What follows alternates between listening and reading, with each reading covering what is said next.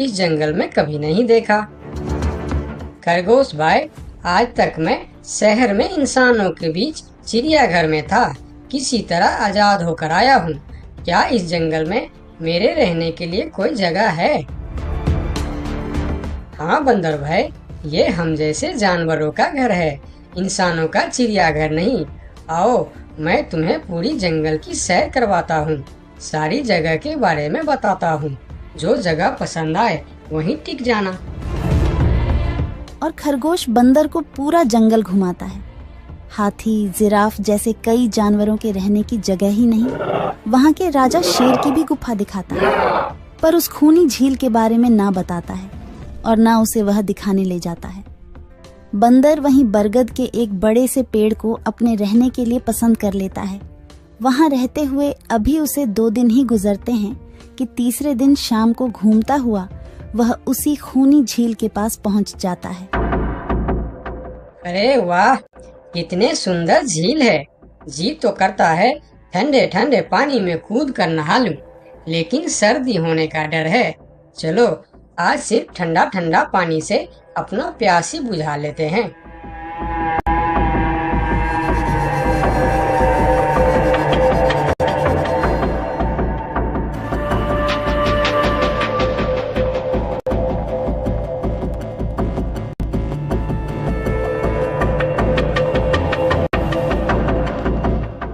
अरे बंदर भाई, तुम इतने डरे हुए क्यों हो?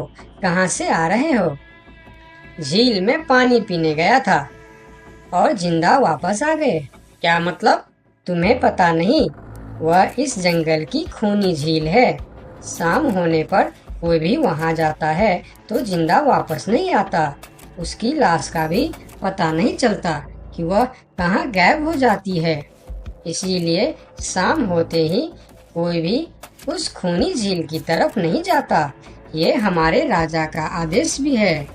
कमाल है, मुझे तो पता ही नहीं। कैसे पता नहीं? तुम्हें वह खरगोश भाई ने बताया नहीं? लो, खरगोश भाई भी आ गया। अरे खरगोश भाई, आपकी वजह से आज बंदर भाई की जान जाते जाते बची। मेरी वजह से? हाँ, तुमने बंदर भाई को पूरा जंगल घुमाया, हर जगह के बारे में बताया। इस खूनी झील के बारे में क्यों नहीं बताया? भूल गया भाई, मैंने तो सोचा ये तो पेड़ पे रहते हैं, इन्हें झील से क्या काम। अभी अभी इन्हें खूनी झील की खूनी ने पकड़ने की कोशिश की, ये तो बाल बाल बच गए, वरना खूनी झील की खूनी, क्या तुमने उसे देखा? क्यों, क्या तुम लोगों ने आज तक नहीं देखा? नहीं, हम में से कोई कभी भी शाम को उस तरफ जाते ही नहीं और दिन में कोई घटना नहीं होती। और यह बात वह जाकर शेर के दरबार में सभी को बताता है। उसकी बात सुनकर किसी को भी यकीन नहीं आता है। क्या बात कर रहे हो बंदर? मैं सच कह रहा हूँ महाराज, लेकिन हम लोगों तो कभी आज तक देखा ही नहीं, क्योंकि आप लोग उसे खूनी झील समझकर दिन में ही वहाँ जाते हो और शाम होते ही आप लोग डर के मारे वहाँ जाना बंद कर देते हो। पूरे दिन वह मगरमच्छ झील में छुपा रहता है, शाम होते ही चुपचाप निकलता है और झील के पास पानी पीने आए जानवरों को खा जाता है। और आप लोग समझते हैं कि यह झील ही खूनी है, जबकि खूनी यह झील नहीं, इसमें छिपा हुआ मगरमच्छ है। हमें तो यकीन नहीं हो रहा है। वही तो बंदर भाई, हमें अगर पहले पता होता कि आप इतने बड़े झूठे हो तो हम अपने जंगल में आपको रहने की कभी जगह नहीं देते। अरे यार, आप लोग मेरे बात पर यकीन क्यों नहीं करते? मैं आप लोगों का भलाई के लिए ही बोल रहा हूँ। अगर तुम्हारी बात सच्ची है तो क्या तुम उस मगरमच्छ को हमें दिखा सकते हो? क्यों नहीं महाराज, आज शाम होते ही आप लोग वहाँ जाकर पेड़ और पत्थरों के बीच छुप जाना। और फिर शाम को वह सभी उस खूनी झील के पास जाकर छिप जाते हैं। झील के किनारे जाकर बंदर 2-3 बड़े बड़े पत्थर उस झील के पानी में फेंकता है। पत्थर के गिरने की छपाक छपाक की आवाज सुनकर मगरमच्छ पानी के अंदर चलता हुआ शिकार करने वहां आता है। मगर वहाँ पेड़ के पीछे छिपे दिखाई देते हाथी को देखकर वह सावधान हो जाता है और सोचता है, अच्छा, तो यह लोग मुझे छुप कर देखने आए हैं। अब मैं क्या करूं? हाँ, ये लोग तो बेवकूफ है। इन्हें फिर से बेवकूफ बनाते हैं। मैं फिर से पत्थर बन जाता हूँ। देखा, हमने कहा था ना, झील में एक बड़ा सा पत्थर है। हाँ, देखो, यही पत्थर तो हमें हमेशा रात में दिखाई देता है। हाँ, वही तो। ये पत्थर सिर्फ रात को क्यों दिखता है, दिन में क्यों नहीं दिखता, कभी सोचा है? हाँ, रात को चंद्रमा की वजह से पानी में ज्वार आता है तो वह पत्थर ऊपर हो जाता है। दिन में ज्वार नहीं आता तो पत्थर पानी में डूबा रहता है।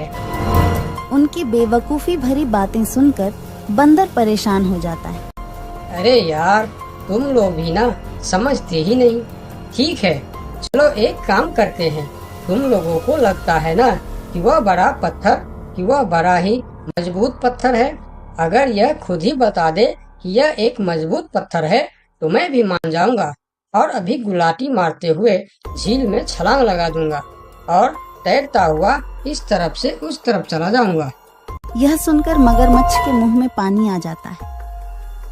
लगता है आज बंदर का नरम नरम मांस खाने का मौका मिलेगा। वैसे भी ये सारे जानवर बेवकूफ है। आज तक मुझे पत्थर ही समझते आए हैं। मैं पत्थर हूँ, मैं मजबूत पत्थर हूँ। सुना आप लोगों ने, ये कैसे आप लोगों को बेवकूफ समझता है? अरे पत्थर भी कभी बोलते हैं क्या? अब सभी की समझ में बंदर की बात आ जाती है। रात भर सभी शेर राजा की गुफा में मीटिंग करते हैं। बंदर सही कह रहा था। यह मगरमच्छ जरूर कहीं दूसरे जगह से हमारे जंगल में आ गया है। लेकिन अब क्या करे? अगर धरती पर होता तो मैं उसे धूल चटा देता था, लेकिन पानी में हमारा शक्ति कम हो जाती है। तो क्या इससे हमें कभी छुटकारा नहीं मिलेगा महाराज? मेरे ख्याल से तो नहीं। मिलेगा महाराज। ये पानी में भी रहेगा, हमें देखेगा भी, मगर वह कुछ कर नहीं पाएगा। ये कैसे हो सकता है? हो सकता है हाथी भाई। बस आप लोग मुझे 2 बड़े बड़े रस्सी दे दो। रस्सी का क्या करोगे? मैं शहर के चिड़ियाखाना में था तो एक एक तरीका सीखा है जानवरों पर कब्जा करने की। हम इस पर कब्जा कर लेंगे। और बंदर को 2 बड़ी बड़ी रस्सी लाकर दी जाती है। फिर बंदर उन सभी के साथ रस्सी लेकर उस खूनी झील पर पहुंचता है।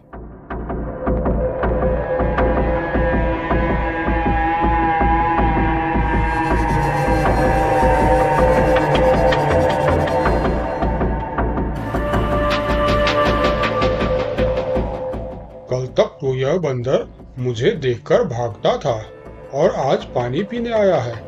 लगता है ये भी दूसरे जानवरों की तरह मुझे पत्थर समझने लगा है। अभी इसे अपना निवाला बनाता हूँ।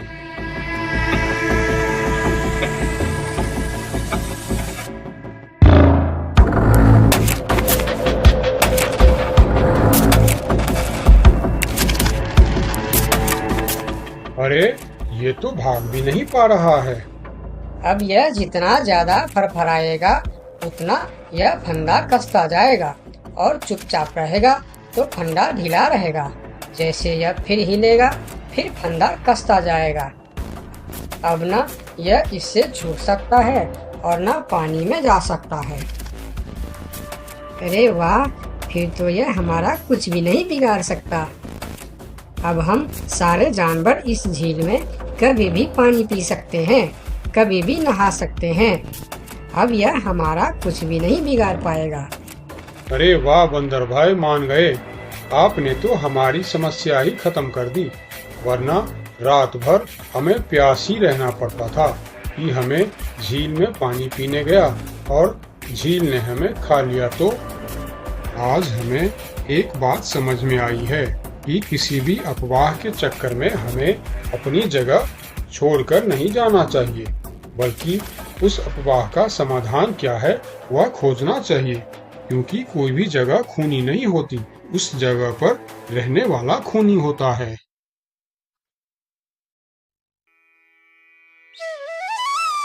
बहुत साल पहले की बात है। लक्ष्मी नगर में एक बहुत बड़ा जंगल हुआ करता था। उस जंगल में शेर खान नाम का एक शेर रहता था। वह जंगल का राजा था। उसके शासनकाल में जंगल के सभी जानवर सुखी और शांति से रहते थे। यदि जंगल में कोई भी जानवर गलत काम करता तो शेर खान उसे दंड देते थे। वह कमजोर जानवरों की रक्षा भी करते थे। एक दिन शेर खान अपने गुफा के सामने बैठे थे। तभी उसका दोस्त भालू उसके पास आया। फिर दोनों दोस्त मिलकर जंगल और जंगल के जानवरों के बारे में आलोचना करने लगे। मैं इस जंगल का सबसे शक्तिशाली जानवर हूँ। मेरे सामने जंगल का कोई भी जानवर टिक नहीं सकता। क्या कहते हो भालू भाई? ये तो तुमने बिल्कुल ठीक कहा, लेकिन हाथी के सामने तुम बिल्कुल चूहे जैसे दिखते हो। क्या ठीक कहा ना मैंने शेर खान? भालू की बात सुनकर शेर खान बहुत क्रोधित हो गए। भालू, तुम्हारी हिम्मत कैसे हुई मेरे बारे में इस तरह की बातें करने की? तुम्हें पता है तुम किसके सामने बात कर रहे हो? मैं इस जंगल का राजा हूँ। तुम मेरे दोस्त हो, इसीलिए तुम्हारे साथ मैं थोड़ा मजाक कर रहा था। तुम मेरे बात का बुरा मत मानना शेर खान। शेर खान नहीं, महाराज कहो महाराज। मैं इस जंगल का राजा हूँ, इसीलिए बाकी जानवरों की तरह तुम भी मुझे आज से महाराज कह के ही बुलाओगे। लेकिन शेर खान, हम दोनों दोस्त हैं, फिर भी तुम ऐसे क्यों बातें कर रहे हो? दोस्त है नहीं, दोस्त थे। आज से हमारी दोस्ती खत्म। आज के बाद मैं तुमसे कभी बात नहीं करूंगा। दोस्त कहकर मेरे सामने कभी मत आना। चले जाओ यहाँ से। अपने दोस्त का इस व्यवहार से भालू बहुत दुखी हुआ और वह वहां से चला गया। उसी जंगल में गोलू नाम का एक बंदर भी रहता था। वह दूसरों की चीज चुरा कर भाग जाता था। एक दिन गोलू की चोरी करते समय शेर खान के एक सिपाही के द्वारा पकड़ा जाता है और उसे शेर खान के सामने विचार के लिए लाया जाता है। गोलू को देखकर शेर खान कहते हैं, गोलू, तुम्हारी चोरी की किस्से जंगल के दूर दूर तक मशहूर है। तुम जानवरों के घर में ही नहीं, बल्कि मेरे दरबार में भी बहुत चीज चोरी की है। इसीलिए मैं तुम्हें पहाड़ से गिराकर मारने की सजा घोषित करता हूँ। आज से ठीक 2 महीना बाद तुम्हें पहाड़ से गिराकर मार दिया जाएगा। अपनी मौत की सजा सुनकर गोलू बहुत रोने लगा और बोला, महाराज, मैं अब कभी चोरी नहीं करूंगा। मुझे माफ कर दीजिए महाराज। मेरे घर में छोटे छोटे बच्चे हैं, मुझे छोड़ दीजिए महाराज। लेकिन शेर खान ने उसकी फरियाद नहीं सुना। तब एक सैनिक उसे ले जाकर जेल में बंद कर देता है। उधर गोलू का दोस्त भोलू को जब इस बात का पता चलता है, तब वह गोलू से मिलने के लिए कैद खाने में पहुंच जाता है और उससे कहता है, देखा गोलू, तुम पकड़े गए ना। मैं तुम्हें कितनी बार कहा था कि चोरी करना छोड़ दो। अब क्या होगा बताओ, कैसे निकलोगे यहाँ से? ये सब छोड़ो भोलू भाई, जो होना था वो हो गया। मुझे तो बस अपने परिवार की चिंता हो रही है। काश मैं मरने से पहले उनके लिए कुछ कर पाता। मेरे छोटे छोटे बच्चे हैं, बीवी है, अब उन सब का क्या होगा? मेरे बिना वह भी जीवित नहीं रह सकते। गोलू की बातें सुनकर भोलू सोच में पड़ गया।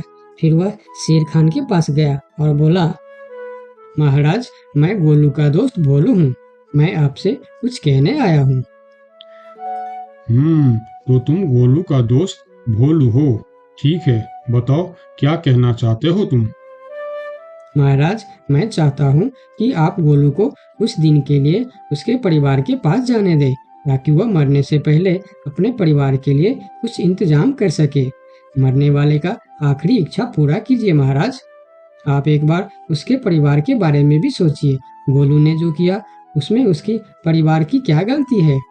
अगर आप उसे कुछ दिन के लिए अपने परिवार के पास रहने दोगे तो शायद उसका परिवार बच जाएगा। मैं इस बारे में तुम्हारी कोई मदद नहीं कर सकता। अगर अपने परिवार से मिलने के बहाने गोलू भाग गया तो मैं किसको सजा दूंगा? शेर खान की बात सुनकर भोलू थोड़ा सोच में पड़ गया। फिर बोला, तो ठीक है महाराज, आप गोलू को छोड़ दीजिए। जब तक गोलू वापस नहीं आ जाता मैं उसकी जगह कैद खाने में रहूंगा। और अगर वह कभी वापस नहीं आया तो क्या तुम उसके हिस्से की मौत की सजा भी लोगे? थोड़ा सोचकर बताओ। हाँ महाराज, मैं इसके लिए भी तैयार हूँ। भोलू की बात मानकर शेर खान ने गोलू को कैद से निकालकर भोलू को कैद खाने में डलवा दिया।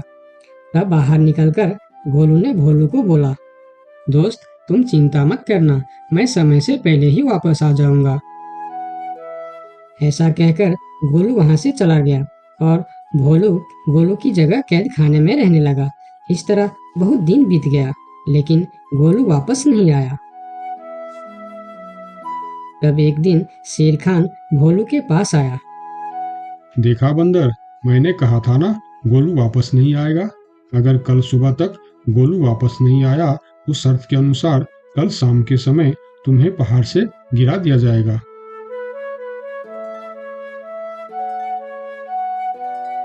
अगले दिन भी जब गोलू वापस नहीं आया तब शेर खान और उनके सैनिक भोलू को लेकर पहाड़ के किनारे पर गए। फिर भोलू को खाई के किनारे खड़ा करके शेर खान ने कहा, देखा ना मूर्ख बंदर, तुम्हारे दोस्त तुमको धोखा देकर चला गया। अब तुम मरने के लिए तैयार हो जाओ। लेकिन इस बार भी गोलू नहीं डरा और बोला, कोई बात नहीं महाराज, मैं अपने दोस्त के लिए मरने के लिए भी तैयार हूँ। मैं यह जानकर बहुत खुश हूँ कि मेरा दोस्त अपने परिवार के साथ खुश है। मेरे आगे पीछे और कोई नहीं है, मैं तैयार हूँ महाराज। शेर खान और भोलू के बीच बातचीत चल ही रही थी कि तभी थोड़ी दूर पर गोलू उनके और आता हुआ दिखाई दिया। फिर पास आकर उसने बोला, तुम्हें ऐसा करने की कोई जरूरत नहीं है दोस्त। तुमने मेरे लिए जो किया उसके लिए तुम्हारा बहुत बहुत शुक्रिया। अब मैं अपनी सजा पूरी करने के लिए तैयार हूँ। महाराज छोड़ दीजिए मेरे दोस्त को। गोलू, तुम्हें वापस आने की क्या जरूरत थी? मैं यह सजा ले लेता था। तुम्हारे घर में छोटे छोटे बच्चे हैं, बीवी है, उनका क्या होगा? मेरे परिवार में मेरे अलावा और कोई नहीं है, इसीलिए यदि मैं मर भी जाऊं तो मेरे लिए किसी को कोई दुख नहीं होगी। तुम यहाँ से चले जाओ। नहीं दोस्त, गलती मैंने की है, इसीलिए सजा भी मुझे ही मिलनी चाहिए। उन दोनों की दोस्ती को देखकर शेर खान सोचने लगे, ये दोनों अपने दोस्ती के खातिर एक दूसरे के लिए जान देने के लिए तैयार है, और मैं एक छोटी सी बात के लिए अपने सबसे अच्छे मित्र भालू से दोस्ती तोड़ दी। यह मैंने बहुत बड़ा गलती कर दी। मुझे इसका प्रायश्चित करना ही होगा। किसी को मरने की कोई जरूरत नहीं है। तुम दोनों की दोस्ती देखकर मैं गोलू की सजा माफ करता हूँ। और याद रखना गोलू, अगर तुमने फिर से चोरी की तो अगली बार मैं तुम्हारी सजा माफ नहीं कर पाऊंगा। नहीं नहीं महाराज, आज के बाद मैं फिर कभी ऐसा गलती नहीं करूंगा। आज से मैं ईमानदारी से मेहनत करके अपना परिवार चलाऊंगा। आपका बहुत बहुत धन्यवाद महाराज। ठीक है, अब तुम लोग यहाँ से जा सकते हो। उनके जाने के बाद शेर खान सीधा अपने दोस्त भालू के पास गया। भालू मेरा दोस्त, मैं यहाँ तुमसे माफी मांगने के लिए आया हूँ। मैंने जो उस दिन तुम्हारे साथ व्यवहार किया वह बहुत गलत था। मैं बहुत शर्मिंदा हूँ। मुझे माफ कर दो मेरे दोस्त। लेकिन महाराज, आपने तो कहा था। महाराज नहीं, शेर खान बोलो, शेर खान।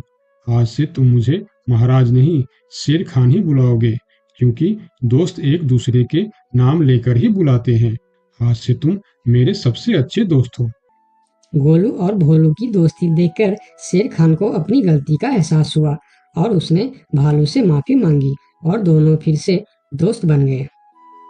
तो दोस्तों, इस कहानी से हमें यह सीख मिलता है कि कभी कभी दूसरे के अच्छाइयों को देखकर भी हम अच्छा बन जाते हैं। इसीलिए हमें हमेशा अच्छे लोगों के साथ ही दोस्ती रखनी चाहिए और अच्छे अच्छे काम भी करनी चाहिए। आपका बहुत बहुत धन्यवाद।